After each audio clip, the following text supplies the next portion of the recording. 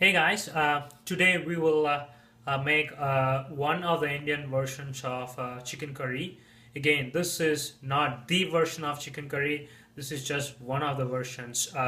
So, to make the chicken curry, here are the ingredients that are required: two and a half onions, three tomatoes, green chili pepper. You could add as much as you want according to the spice you need. This is curry leaves, and then ginger garlic paste. Ideally, you need more of this, but we have little left. It's alright, we're going to try and make with this. And two other things I would like to show is this is kind of the base masala. This contains cumin seeds, poppy seeds, we call it dhania, coriander seeds. My wife prompted me, thank you. Coriander seeds, then cloves, red chilies, cardamom, cinnamon. All these dry roasted, and we made it into a paste. You can use this paste, but if you think that's too complex, just go for any masala like this that's readily available in Indian stores. You can either use this or use this, okay? And the final thing is this is a chili paste, completely up to you. It's optional. If you want to, you can put more green chili pepper and make it hot. I always like to mix it up. So this is red chili paste. Again, this is optional, but these are the ingredients. Obviously, we're going to use chicken as well.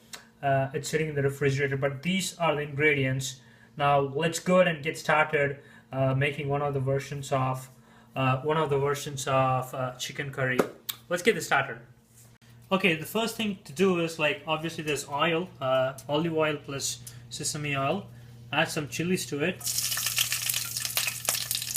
Be careful, and let it cook slowly. And then after this, we're gonna add onions into this oil. Okay, so to this green chilies that got cooked pretty well, add the onions onto it. Remember, this is about 2.5 onions. This dish contains a lot of onions because I'm not going to add any water to get the gravy. It's going to be completely from this onions that's going to get into a liquid stage as we cook more and more. So let this onion get cooked, and then we'll add ginger garlic paste, curry leaves, and the masala to this. So the onion is like cooked well. It's kind of brown, and the chili pepper is also cooked well. So at this stage, go ahead and add ginger garlic paste. Like I pointed out earlier, it will be good to have at least 2 teaspoons of ginger garlic paste, but we don't have enough, and we got lazy to make more.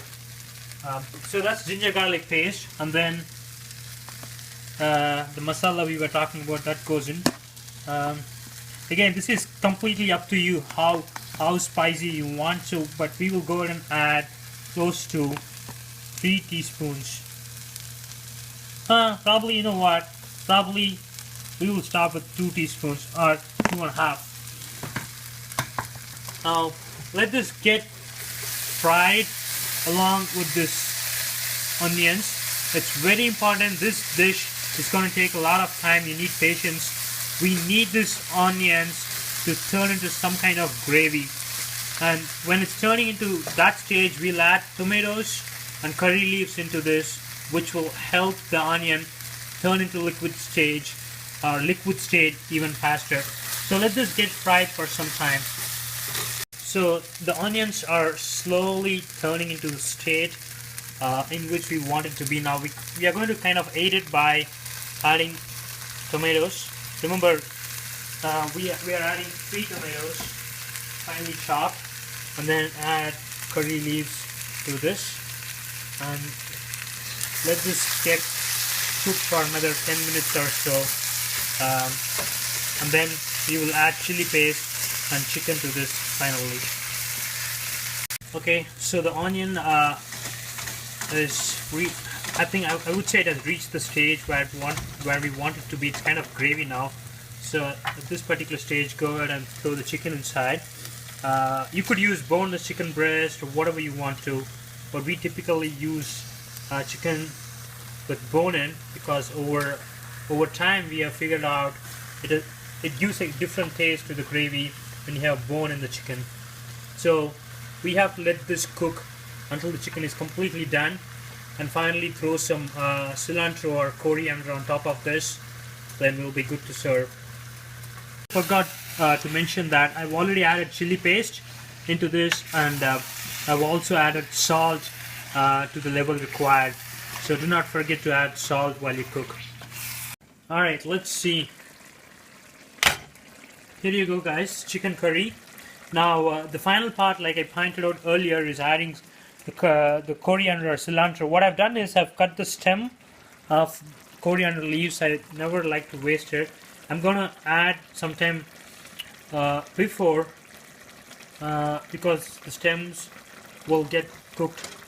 And then finally, when it's done, when you completely turn the heat off, that's when we will chop this and add cilantro to the curry.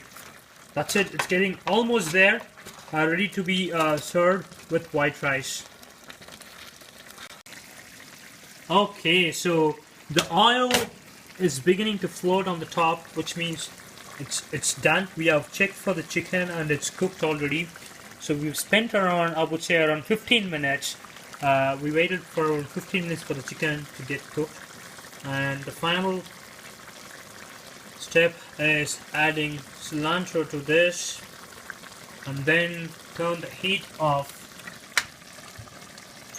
and we will serve this with white rice. So here we go guys, chicken curry, one of many versions of chicken curry, I would say.